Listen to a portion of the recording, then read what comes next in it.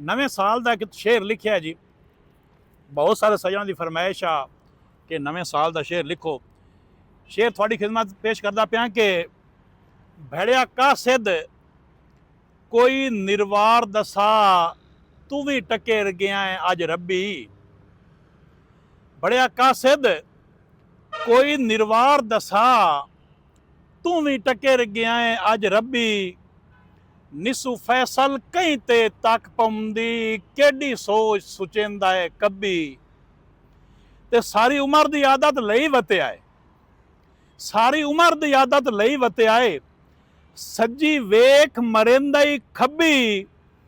पंजी मुक गया लारे नहीं मुके हुण चढ़ गई 2026। पंजी मुक गई लारे नहीं मुके और हुण चढ़ गई 2026। जे वीडियो चंगी लगे तो लाइक फॉलो तो शेयर कर दे, अगले सजना तक पढ़ा दे। मेरा काम थोड़े तक पढ़ाना है, थोड़ा काम मैनूं अगां पढ़ाना। सजना का बहुत शुक्रिया जी।